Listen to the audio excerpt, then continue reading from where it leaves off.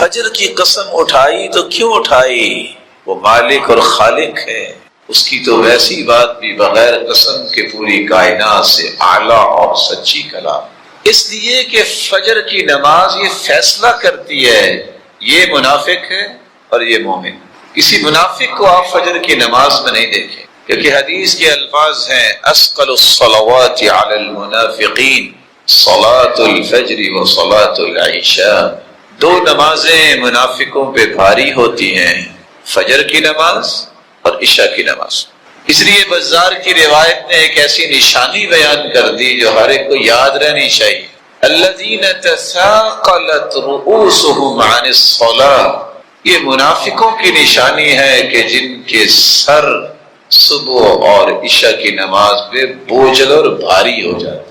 اور ویسے بھی اللہ کے رسول صلی اللہ علیہ وسلم نے فرمایا ان للمنافق علامات، منافقوں کی کچھ نشانیاں ہیں، ان میں سے ایک نشانی یہ ہے لا یأتون الصلاۃ الا دبرا، وہ نمازوں میں ہمیشہ لیٹ جاتے۔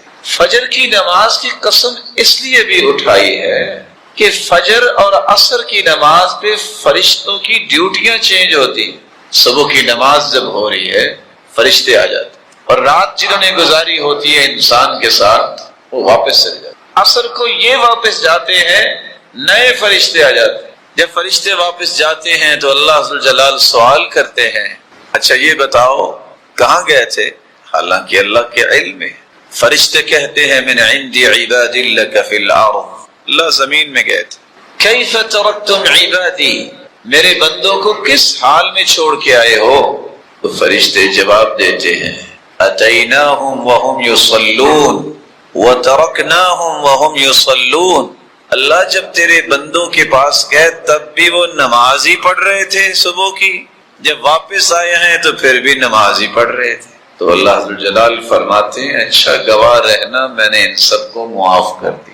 فجر کی نماز جس طرح یہ منافق پہ بھاری ہوتی ہے، مومن کے لیے انتہائی راحت کی نماز، خالی و ذہن، کوئی شور نہیں ہو رہا، کوئی کام دھندے کی فکر نہیں ہوتی۔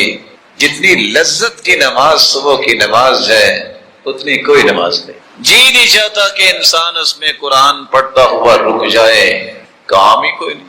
تازہ دم انسان جب اٹھتا ہے اور پھر اللہ نے جس کو ایمان کی دولت سے نوازا ہو اس کی تو خوشی کی انتہا نہیں ہوتی کہ دن کا آغاز ہو رہا ہے، میں سب سے پہلے اپنے مالک کو حاضری لگوا دوں۔ اور کسی نے سچ کہا تھا، شاید کہ کسی کو سمجھ آ جائے، اس نے کہا تھا جس دن فجر کی نماز پہ اتنے لوگ آنے شروع ہو گئے جتنے جمعے کے دن آتے ہیں اس دن بیت المقدس آزاد ہو جائے۔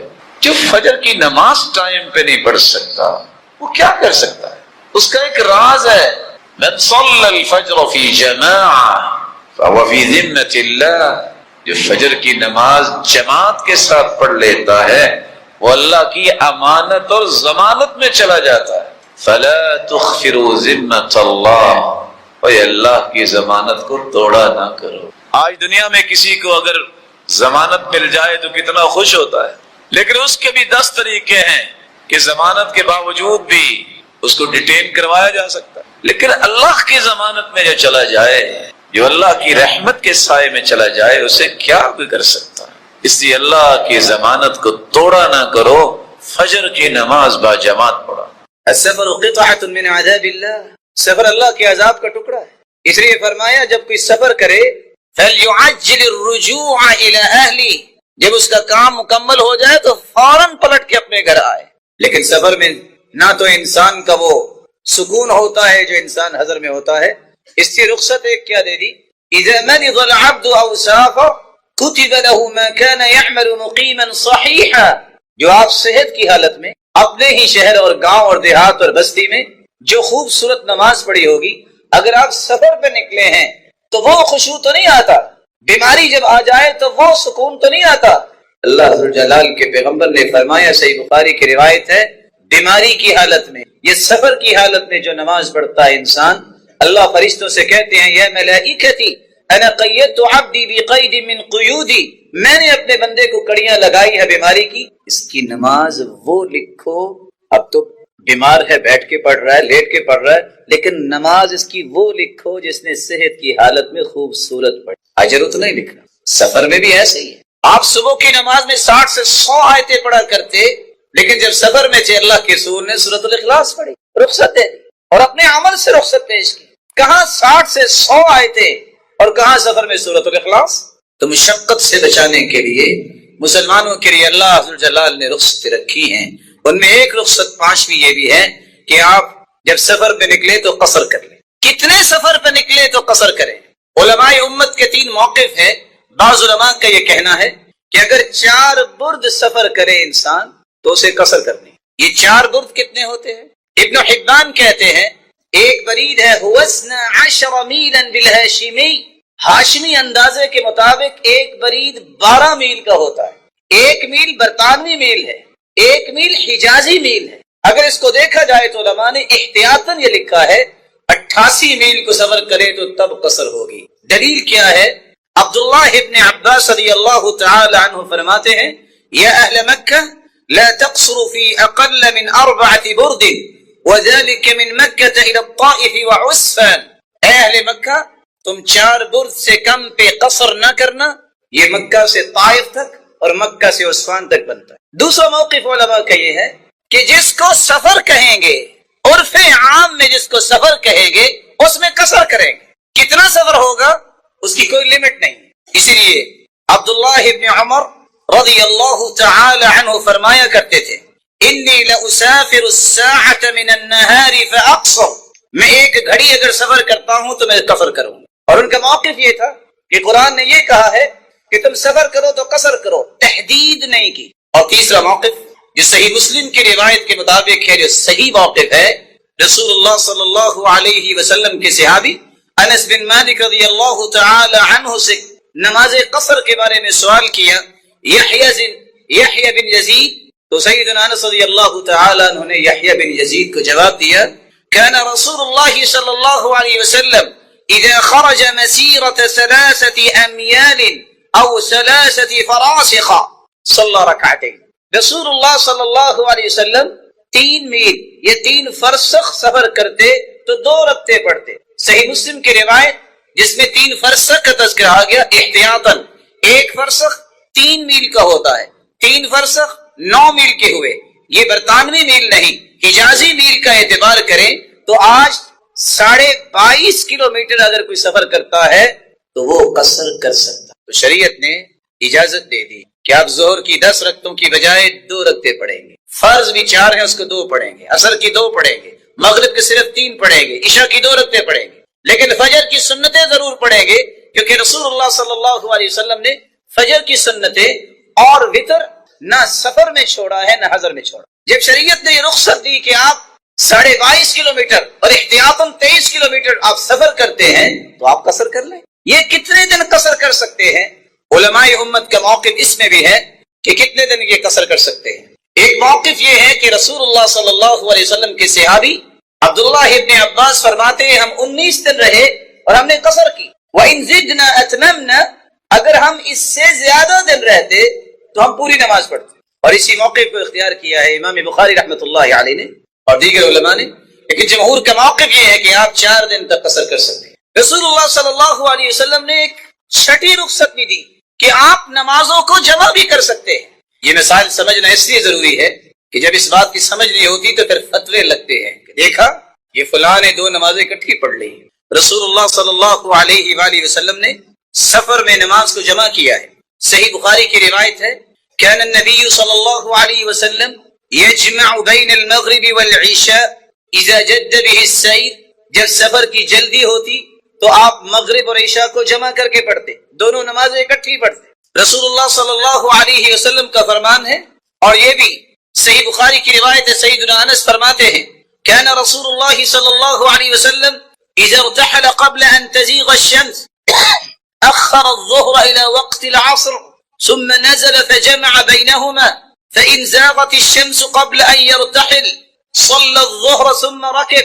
آپ اگر ظہر کو سفر کرنا چاہتے اور ظہر کا وقت ابھی نہیں ہوا تو آپ ظہر کو لیٹ کر لیتے، عصر کے وقت جا کے دونوں نمازیں اکٹھی پڑھتے۔ یہ صحیح بخاری کی روایت۔ معاذ رضی اللہ تعالی عنہ بیان کرتے ہیں صحیح مسلم کی روایت ہے، خرجنا مع رسول اللہ صلی اللہ علیہ وسلم فی غزوة تبوک، ہم غزوہ تبوک میں نکلے، فكان يصلي الظهر والعصر جميعا والمغرب والعشاء جميعا، اللہ کے رسول صلی اللہ علیہ وسلم ظہر اور عصر کی اکٹھی نماز پڑھتے، یعنی دونوں ایک ہی وقت میں، اور مغرب اور عشاء کی اکٹھی نماز پڑھتے، نمازوں کو جمع کر لے، شریعت نے رخصت دے۔ ابو جحیفہ بیان کرتے ہیں، صحیح بخاری کی روایت ہے، خرج رسول اللہ صلی اللہ علیہ وسلم بالہاجرہ الى البطحاء، اللہ کے رسول بطحاء کی طرف گئے، فتوضأ ثم صلى الظهر ركعتين والعصر ركعتين، اور آپ نے ظہر اور عصر کی نماز کو اکٹھا کیا، 2 رکعتیں ظہر کی پڑھی اور 2 رکعتیں آپ نے عصر کی پڑھی۔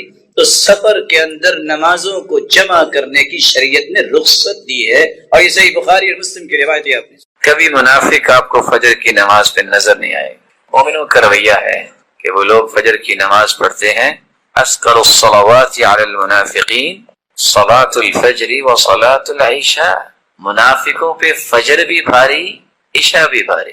بہانہ کیا ہے؟ بس جی آفس سے لیٹ آئے، تھکاوٹ ہو گئی۔ اصل میں تھکاوٹیں تو ان کو بھی ہوتی تھیں، کام تو وہ لوگ بھی کرتے تھے، ایمان ان کا مضبوط تھا۔ اور کچھ لوگ یہ بہانہ کر لیتے ہیں، بس وہ میں الارم لگانا بھول گیا۔ کیا صحابہ کے زمانے میں کوئی موبائل تھا، کوئی ٹائم پیس تھا، کوئی الارم نام کی چیز تھی؟ ان کے دل میں اصل میں الارم تھا کہ اللہ کے سامنے کھڑا ہونا ہے، اس لیے بیدار ہو جائے۔ اگر غور کرے بزار کی روایت پہ تو ایک راز کھلتا ہے جس کو ہم سوچنے کے بغیر ہی بول دیتے ہیں، لیکن اصل میں وہ راز بس جی عشاء کی نماز کا وقت تھا تو سب طرف بھاری سا ہو گیا، یوں محسوس ہوا کہ جیسے بی پی شوٹ کر رہا ہے، فجر کو بھی ایسے تو میں نماز نہیں پڑھنے جا سکا۔ حدیث کہتی ہے یہ منافقوں کی نشانی ہے، الذین تثاقلت رؤوسهم عن الصلاۃ، جن کے سر بھاری اور بوجھل ہو جاتے ہیں نماز کے وقت۔ وہ لوگ جو عشاء اور شام اور ظہر کی نماز میں 4 سے 5 سے 10 صفیں مسجد میں نظر آتی ہیں، فجر کو کتنی صفیں ہوتی؟ جس دن جمعے کی نماز جتنے لوگ فجر پہ آ جائیں گے، کہنے والا کہتا ہے اس دن بیت المقدس فتح ہو جائے گا۔ تعجب کی بات یہ ہے، یورپ کی تعریف کریں گے، وہ ٹائم کے بڑے پابند ہیں، خود اذان ہوئی ہوتی تو سوئے ہوتے، تعریفیں کن کی کر رہے ہیں؟ کافروں کی، اور خود نماز ہو جاتی ہے اور پتہ ہی کچھ نہیں۔ اور سچی بات پوچھیں، جو اللہ نے فجر کی نماز میں لذت رکھی ہے وہ کسی نماز میں نہیں۔ اس کی وجہ سمجھیے، میں نے ویسے نہیں کہہ دیا، بالکل انسان صبح صبح اٹھتا ہے تازہ دم، خالی ذہن، فجر کی نماز میں اس لیے 60 سے 100 آیتیں پڑھنے کا عمل اللہ کے رسول نے پیش کیا ہے۔ یقین مانیے فجر کی نماز میں جو لذت آتی ہے باقی کسی نماز میں جی نہیں چاہتا کہ بندہ اس نماز کو چھوڑے۔ حدیث نے ہمیں رہنمائی دی ہے، صلو قبل المغرب رکعتین، مغرب کی نماز سے پہلے 2 رکعتیں پڑھو، مغرب کی نماز سے پہلے 2 رکعتیں پڑھو، پھر فرمایا لمن شاء، جو چاہے ان کو پڑھے۔ صحیح مسلم کی روایت بتاتی ہے کہ صحابہ کرام کی عادت یہ تھی کہ جب مغرب کی اذان ہو جاتی، یبتدرون الی السواری، صحابہ دوڑ کے جلدی کر کے ستونوں کے پیچھے آ جاتے اور رکعتیں پڑھنا شروع کر دیتے۔ باہر سے آنے والا یہ نہیں پہچان سکتا تھا کہ یہ مغرب کی نماز ہو چکی ہے، جو اتنے لوگ جو ہے وہ رکعتیں پڑھ رہے ہیں، بعد کی سنتیں پڑھ رہے ہیں۔ اور عمومی روایت یہ ہے، رسول اللہ صلی اللہ علیہ وسلم نے فرمایا بین کل اذانین صلاۃ، اذان اور تکبیر کے درمیان بھی نماز ہے۔ اور جو مسجد میں آئے اس کے لیے ایک تیسری روایت ہے، جب بھی تم میں سے کوئی مسجد میں آئے اس کو چاہیے کہ 2 رکعتیں پڑھ کے بیٹھے۔ تو ایک بات ہمیں یہ سمجھ آئی کہ اگر انسان مسجد میں آتا ہے تو اسے 2 رکعتیں پڑھنی چاہیے۔ دوسری بات ہمیں یہ سمجھ آئی کہ کوئی بھی نماز ہے، اذان اور تکبیر کے درمیان بھی نماز ہے۔ اور تیسری بات 2 روایتوں میں ہم نے سنی کہ اللہ کے رسول صلی اللہ علیہ وسلم نے فرمایا کہ مغرب سے پہلے کتنی رکعتیں پڑھا کرو، اور 7 صحابہ کا عمل آپ نے صحیح مسلم کا سنا کہ جب صحابہ اذان سنتے تو کیا کرتے؟ فوراً ستونوں کے پیچھے، جب وہ 2 رکعتیں پڑھتے تو آنے والا کیا سمجھتا؟ جماعت ہو رہی۔ ایک تو یہ بات سمجھ آ گئی۔ کچھ لوگ جو ہیں، اللہ تعالی ہمیں اور سب کو صراط مستقیم نصیب فرمائے۔ ادھر اذان ختم ہوتی ہے، ادھر جماعت کھڑی کر دیتے ہیں، کیا یہ ساری حدیثیں پوری ہو سکتی ہیں وہاں؟ اس کا مطلب یہ نکلا کہ یا تو اس کی دلیل چاہیے کہ اللہ کے رسول نے فوراً نماز کھڑی کر لی، تو پھر وہ کام کر لینا چاہیے۔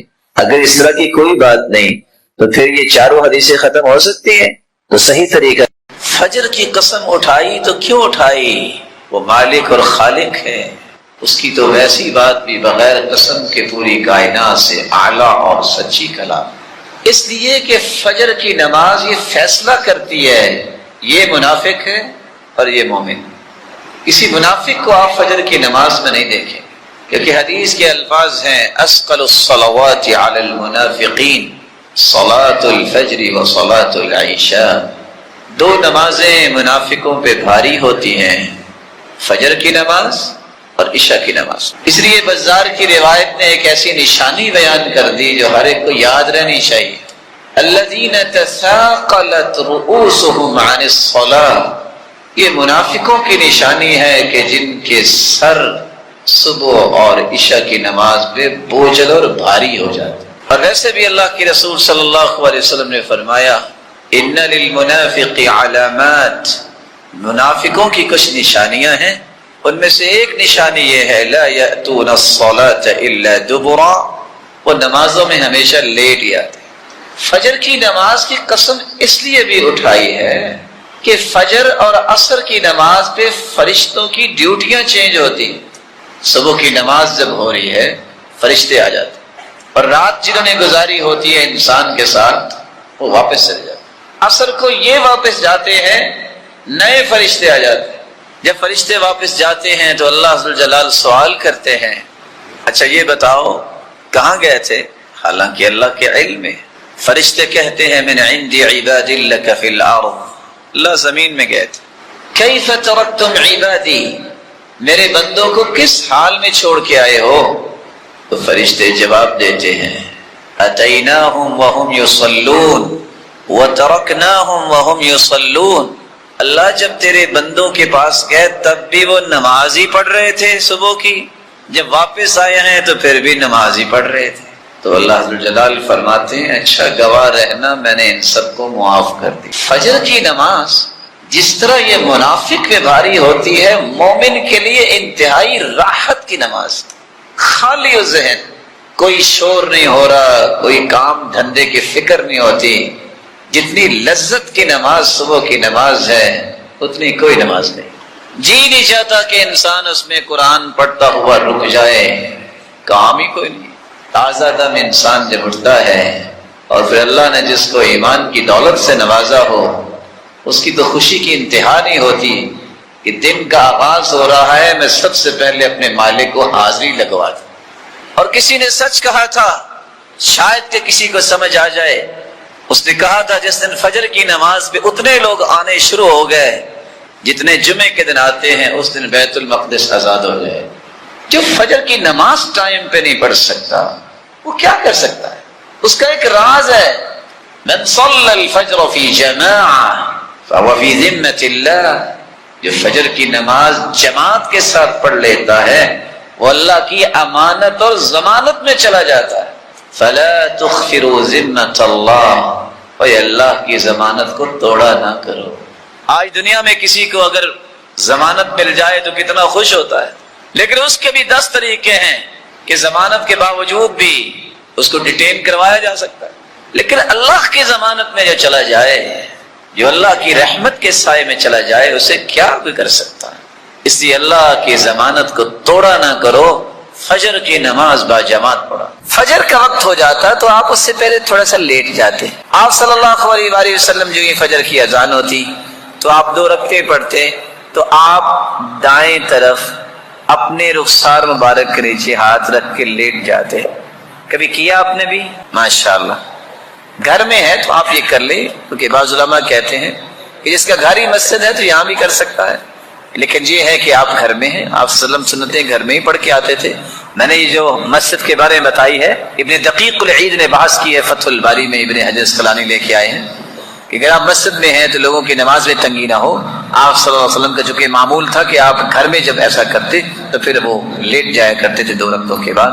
اور اس سے یہ بھی ہے کہ اگر وہ پہلے تہجد پڑھی ہے تو کچھ انسان ریلیکس ہو جاتا ہے. رسول اللہ صلی اللہ علیہ وسلم نے فرمایا الا اخبرکم بشیء اذا نزل برجل منکم کرب او بلاء من امر الدنیا دعا به ففرج عنه. میرے صحابہ میں تمہیں ایسی چیز نہ بتا دوں کہ جب تم میں سے کسی کو کوئی مصیبت دنیا میں آ جائے یا کوئی بلا کا سامنا ہو جائے تو اگر یہ کلمات اپنی زبان پہ لے آئے تو اللہ رب العزت اس کی بلا کو دور فرما دیں گے اور اس کی مصیبت کو دور فرما دیں گے. اور وہ کون سی دعا ہے؟ دعاء ذی النون، یونس علیہ السلام کی دعا. قرآن مجید میں اللہ رب العزت فرماتے ہیں وَذَا النُّونِ إِذْ ذَهَبَ مُغَاضِبًا فظن أن لن نقدر عليه فنادى في الظلمات أن لا إله إلا أنت سبحانك إني كنت من الظالمين.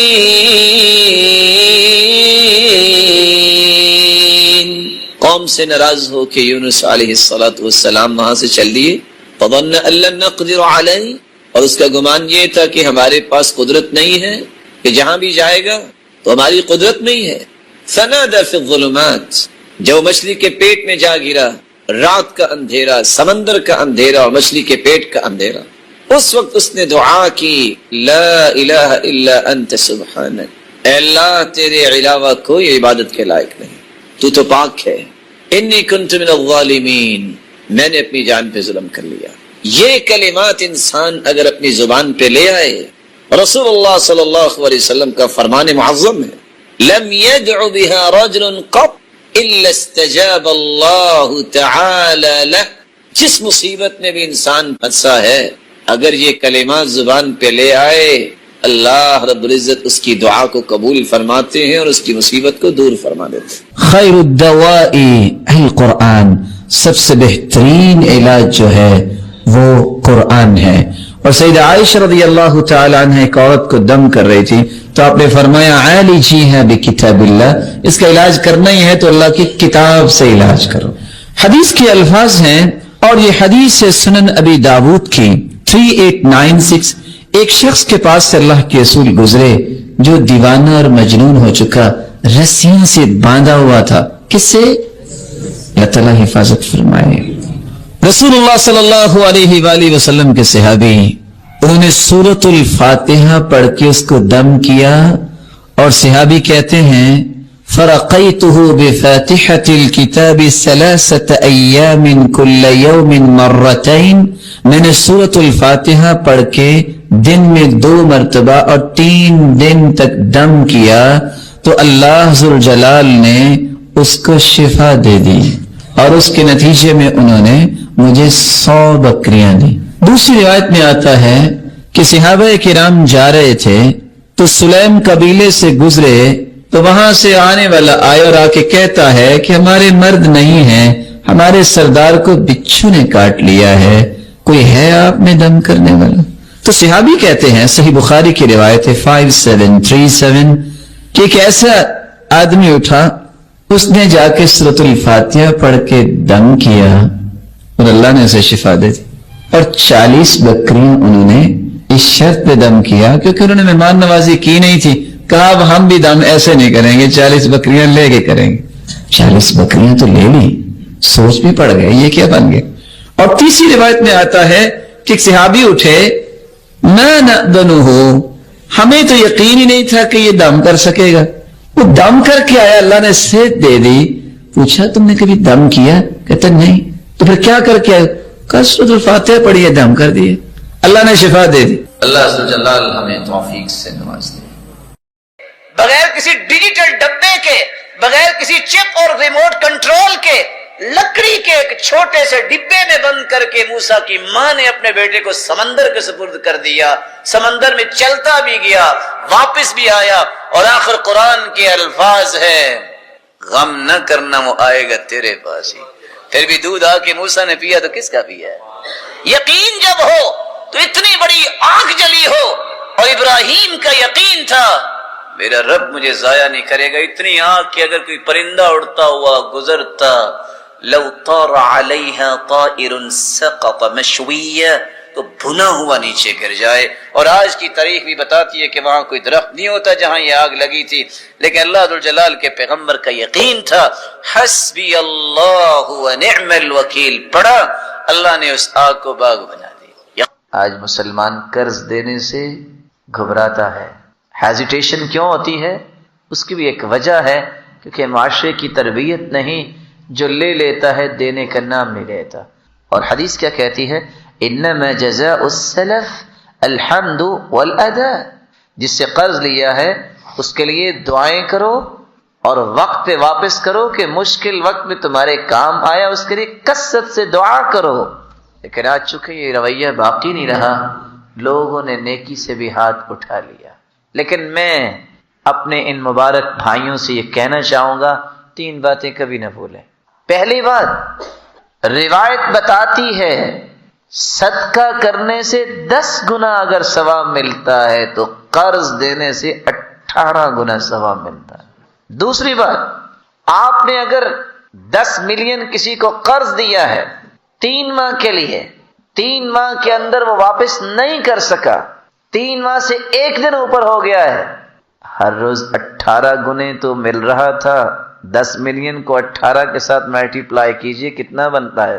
لیکن جو 1 دن اوپر ہو گیا ہے اور آپ نے برداشت کیا ہے، اللہ کے رسول کا فرمان ہے جو ایسا کرتا ہے آدھی رقم یعنی 5 ملین روپے آئندہ ہر روز اس کے نامہ اعمال میں بطور صدقہ لکھے جائیں گے۔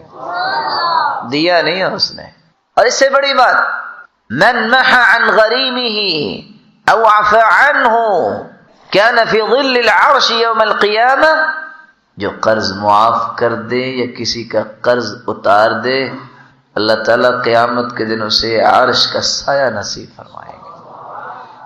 جب بندہ نکاح کرتا ہے تو آدھا دین اس کا مکمل ہو جاتا ہے، اسے بقیہ آدھے دین میں اللہ سے ڈر جانا چاہیے۔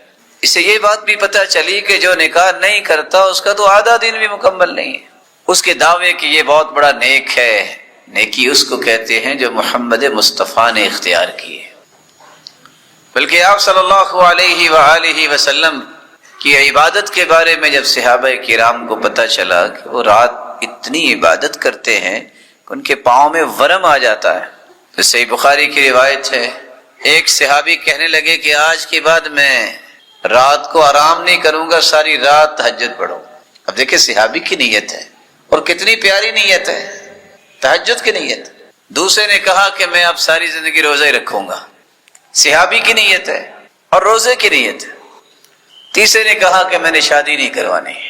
آپ صلی اللہ علیہ وسلم کو جب اس بات کی خبر ملی تو آپ غصے میں آئے، فرمایا انی اصوم و افطر، میں روزہ بھی رکھتا ہوں افطار بھی کرتا ہوں، میں تہجد بھی پڑھتا ہوں اور سوتا بھی، وانی اتزوج النساء، میں نے شادیاں بھی کی ہیں، من رغب عن سنتی فلیس منی، جس نے میری سنت اور طریقے سے اعراض کیا، منہ پھیرا، اس کا میرے ساتھ کوئی تعلق نہیں۔ تو یہ نیک پارسا بننے کی یہ باتیں کہ بس جی اس کو تو ضرورت ہی نہیں ہے شادی کی، نبی سے بڑھ کے کوئی پاکیزہ انسان اللہ نے دنیا میں نہیں بھیجا۔ رسول اکرم صلی اللہ علیہ وآلہ وسلم پر قرآن نازل ہوا، وَأَنْكِحُوا الْأَيَامَ مِنْكُمْ وَالصَّالِحِينَ مِنْ عِبَادِكُمْ وَإِمَائِكُمْ۔ کچھ لوگ صرف اس بنیاد پہ شادی نہیں کرتے کہ بچہ پاؤں پہ کھڑا ہوگا تو تب کریں گے، تو پہلے سر پہ کھڑا ہوتا ہے روزانہ، پاؤں پہ چلتا ہے، نہیں اس کا کوئی کاروبار ہو تو پھر ہی کوئی بات بنے گی نا، ایک شاپ بن گیا، نہیں کوئی 2 تو بنے نا، ابھی چلا نہیں ہے۔ اور نتیجہ کیا نکلتا ہے؟ اس بیچارے کی عمر 30 سے زائد ہو چکی ہوتی ہے، وہ والدین کو گالیاں دیتا ہے، سامنے تو نہیں بولتا۔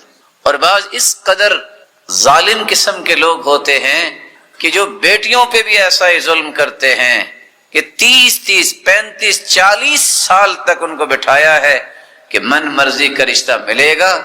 کون سا من مرضی کا رشتہ؟ راجپوت ہے تو کہے گا میں راجپوت سے شادی کروں گا. جن بتوں کو اللہ کے رسول نے پائے حقارت سے توڑ دیا تھا، جاہلیت کے اندر جو بت تھے وہ سارے توڑ دیے تھے، اللہ کے رسول نے آج ان کو پھر زندہ کیا جاتا ہے. کوئی سید ہے تو وہ کہہ رہا ہے کہ میں سید میں ہی کروں گا. ادھر دیکھیے بلال غلام ہیں رضی اللہ تعالی عنہ، عبد الرحمن بن عوف عالمی منڈی میں صف اول کے تاجر ہیں، قریشی ہیں، اور وہ کہہ رہے ہیں میرے لیے فخر یہ ہے کہ میں اپنی بہن کا نکاح سیدنا بلال سے کر رہا ہوں. تو تمہاری یہ خواہش کہاں چلی گئی؟ سید تو وہ تھے. اور کتنے لوگ بیٹھے ہیں، کس لیے بیٹھے ہیں؟ صرف دنیا کی لالچ اور طمع اور حرص کی وجہ سے بیٹھے ہیں. کوئی دینی پرپز نہیں ہوتا. پوچھے کیا بنا؟ بس یہ رشتہ تو ملا ہے، کھاتا پیتا گھرانا ہے، بس نماز نہیں پڑھتا. دعا کرنا چلو نماز ہی پڑھنے لگ جائے. وہ میں کبھی سوچتا ہوں بھائی، اگر آپ کسی نمازی کو تلاش کر لیں جس کا عقیدہ ٹھیک ہو تو پھر آگے کہیں کہ دعا کر دو اس کے مال میں برکت آ جائے، یہ دعا قبول نہیں ہونی، اکیلی وہی ہوگی. غیرت جب انسان کے اندر دین کی نہ ہو تو پھر رشتوں کی بھی پرواہ نہیں ہوتی. ریاض کا ایک شخص جس نے اپنی بیٹی کی شادی نہیں کی، اس قدر انتظار کہ وہ موت و حیات کی کشمکش میں چلی گئی. اس نے باپ کو بلایا، کہا کہ آمین کہو، میں دعا کرنا چاہتی ہوں. اس نے آمین کہا. اس نے کیا دعا کی؟ حرمک اللہ من الجنہ کما حرمتنی من النکاح. جس طرح تو نے ساری زندگی مجھے نکاح سے محروم رکھا ہے، اللہ تجھے جنت سے محروم رکھے. یہ افراط و تفریط جو معاشرے کا ہے، اس کی اصلاح کون کرے گا؟ رسول اکرم صلی اللہ علیہ وآلہ وسلم نے اس لیے صحابہ کرام کو اس بات کی توجہ دلائی.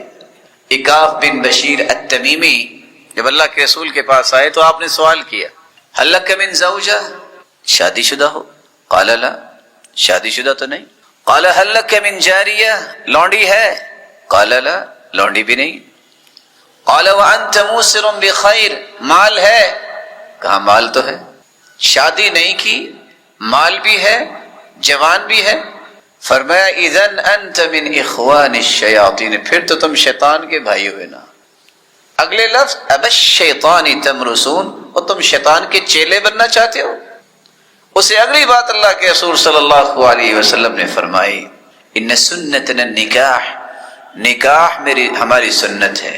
شرارکم عذابکم واراذل موتاکم عذابکم، سب سے بری موت جو ہے وہ ان لوگوں کی ہے جو جان بوجھ کے شادی نہیں کرواتے اور اسی طرح دنیا سے چلے جاتے. وَأَرَاذِلُ مَوْتَاكُمْ، ذلیل ترین موت ہے جو اسی طرح ہیلے بہانوں میں زندگی گزار دیتے ہیں اور شادی نہیں کرواتے. اور بعض تو ایسے بھی بے حیا اور بے شرم موجود ہیں کہ جو جواب ایسے دیتے ہیں جو کم از کم ایک مہذب اور صاحب تمدن ان جوابات کو بھی اپنی زبان پہ لا ہی نہیں سکتا. رسول اللہ صلی اللہ علیہ وآلہ وسلم نے جب یہ باتیں سمجھائی تو عکاف بن بشیر التمیمی کہتے ہیں اللہ کے رسول پہ میری شادی کر دو. آپ نے فرمایا ازوجک کریمۃ بنت کلثوم الحمیری، میرے پاس حمیر قبیلے کی عورت کا پیغام آیا ہوا ہے، میں تیرا نکاح اس کے ساتھ کرتا ہوں. اگر قرآن مجید کی چند صورتیں مہر بن سکتا ہے، صحابی نکاح کرنا چاہتے، کہا کوئی ہے جو مہر دو گے؟ کہا کچھ نہیں ہے. کَالْتَمِسْ وَلَوْ خَاتَمًا مِّنْ حَدِيدٍ، تم انگوٹھی ہی کوئی تلاش کر کے لے آؤ لوہے کی. فَالْتَمَسَ وَلَمْ يَجِدْ شَيْئًا، کچھ نہیں ملا. کہا هَلْ مَعَكَ مِنَ الْقُرْآنِ شَيْءٌ، قرآن کی صورتیں یاد ہیں؟ کہا صورتیں تو یاد ہیں. قَالَ زَوَّجْتُكَ مَا مَعَكَ مِنَ الْقُرْآنِ، جو تیرے پاس صورتیں ہیں یہ اپنی اہلیہ کو پڑھا دینا، میں اس کے ساتھ ہی تیرا نکاح کرتا ہوں. کس مال کی ضرورت ہے؟ سلف تو یہ کرتے تھے، کوئی نکاح کا پیغام لے کے آتا کہتے بیٹھو، کھانا پیش کرتے، کہتے قرآن کی 10 آیتیں سناؤ، یاد نہیں. کہتے کو حدیثیں 10 سناؤ، یاد نہیں. کھانا کھلاتے، کہتے کو اور گھر تلاش کرو. یہاں کہتے اچھا زمین کتنے ایکڑ ہے، گاڑی ہے کہ نہیں ہے. اللہ، سعید بن مسیب جس کی بیٹی کے بارے میں وقت کے گورنر نے کہا تھا اس کا وزن کرو، جتنا اس کا وزن ہے اتنے ہیرے جواہرات لے لو اور میرے ساتھ نکاح کر دو. کہا نہیں ہو سکتا. ابو وداع ان کے شاگرد ہیں جن کی اہلیہ فوت ہو گئی. پوچھا بیٹا آپ آئے نہیں؟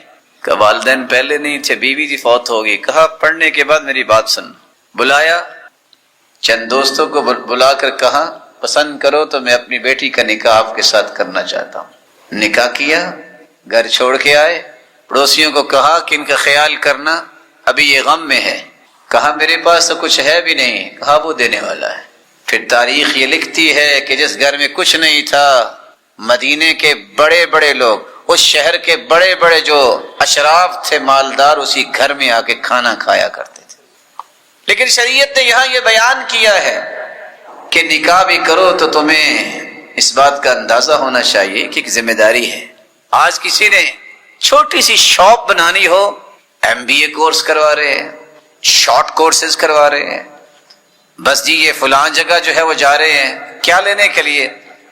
وہ فلاں کے پاس بڑی ایکسپرٹیز ہیں، اس سے کچھ مشورہ کریں گے۔ تو کیا نکاح کرتے وقت یہ ساری چیزوں کی ضرورت نہیں؟ یہ کوئی گڈی گڈے کا کھیل ہوتا ہے کہ 15 دن نہیں گزرتے اور 1 مہینہ اور طلاق دے کے فارغ کر دیتے ہو؟ یہ کوئی انسانیت ہے؟ یہ زندگی کا بہت بڑا مرحلہ ہے۔ یہ درخت کا پتا نہیں ہے کہ کوئی توڑ کے آپ کے ہاتھ میں دے دے اور آپ مسل کے پھینک دو، اس کو پاؤں تلے رون دو۔ یہ پوری زندگی کا بندھن ہوتا ہے۔ اس لیے میں ادب سے گزارش کروں گا، اپنے بچوں کے نکاح کرتے وقت بیٹی ہو یا بیٹا ہو، سب سے پہلے اسے دینی احکامات سکھاؤ، ورکشاپ دلاؤ، وہ 3 دن کی ہو، 2 دن کی ہو یا 1 دن کی، کم از کم ریئلائز ہو سکے کہ میں ایک نئے زاویے میں قدم رکھ رہا ہوں اور مجھے اس کو کامیاب کیسے کرنا ہے۔ یہی طریقہ آج بیع و شراء کا ہے۔ ایک شخص کو پتہ نہیں ہے صبح اٹھ کے نماز وقت پہ پڑھنی ہے، اس کے ہاتھ میں کروڑوں روپے دے دیتے ہیں، کاروبار کرو۔ سیدنا عمر کہا کرتے تھے لا یبیع فی سوقنا من لم یتفقہ فی الدین، جس کو دین کی سمجھ نہیں ہے بازار میں قدم نہ رکھے۔ تیسرے دن لٹ پٹ کے آ جاتا ہے کیونکہ پتہ ہی نہیں ہے، وہاں تو بڑے بڑے چلاک اور شاطر اور مکار اور ماکر بیٹھے ہوتے ہیں۔ یہ ذمہ داری ہے کہ اپنے اولادوں کو اس بات کی ٹریننگ دو، بیٹے کاروبار کیسے کرتے ہیں، اصول کیا ہے، ضوابط کیا ہے، شروط کیا ہے، آداب کیا ہے، طریقہ کار کیا ہے، تمہارا ڈومین کیا ہوگا، یہ ساری چیزیں سکھائیں۔ اسی طرح آپ کی ذمہ داری ہے اپنی اولاد کو یہ سمجھائیں، پہلے تم اکیلے تھے، اب تم ایک فیملی بنے ہو، اب تم نے دونوں فیملیوں کے درمیان برج کا کام دینا ہے، نہ ان کے اوپر کوئی حرف آئے نہ ان کے اوپر حرف آئے۔ ان دونوں خاندانوں کو عزت اور خیر کے ساتھ تم نے کیسے لے کے چلنا ہے۔ جس بندے کو یہ شعور نہیں ہے، اس بندے کو سوچ لینا چاہیے کہ میں یہ قدم اٹھا رہا ہوں تو میرے سامنے کامیابی کتنی کو ہوگی۔ اسی شریعت نے کچھ مشورے پیش کیے ہیں جو میں دہرائے دیتا ہوں۔ نکاح کرتے وقت والدین کو بھی سوچنا چاہیے کہ ہم نکاح کرنا چاہتے ہیں اپنے بیٹے کا تو کس عورت کے ساتھ کریں۔ اللہ کے رسول صلی اللہ علیہ وسلم نے فرمایا کسی مومنہ عورت سے اپنے بیٹے کا نکاح کرو، اور خود بھی کرنا چاہتے ہو تو کوئی مومنہ عورت ہو۔ لِيَتَّخِذَ أَحَدُكُمْ قَلْبًا شَاكِرًا وَلِسَانًا ذَاكِرًا وَزَوْجَةً مُؤْمِنَةً تُعِينُهُ عَلَى آخِرَتِهِ۔ کامیاب زندگی گزارنی ہے تو دل شکر کرنے والا بناؤ، زبان ذکر کرنے والی بناؤ۔ نکاح اس عورت سے کرو جو مومنہ ہو، آخرت کے معاملے میں تمہاری مددگار بن جائے۔ آپ نے فرمایا کہ لوگ 4 چیزوں کو دیکھ کے شادی کرتے ہیں، کچھ لوگ مال کو دیکھتے ہیں، کچھ حسن کو دیکھتے ہیں، کچھ خاندان کو دیکھتے ہیں اور کچھ دین کو دیکھتے ہیں۔ تمہاری ٹاپ پریورٹی ہونی چاہیے دین۔ جب یہ ہوگا تو باقی ساری نعمتیں اللہ جلال عطا کر دیتے ہیں، لیکن اگر دین نہ ہو، دنیا جہان کا کوئی خوبصورت ہے، جمال الوجہ ما قبح النفوس کقندیل علی قبر المجوس، دنیا کا ریکارڈ قائم کرنے والا خوبصورت مرد ہے یا عورت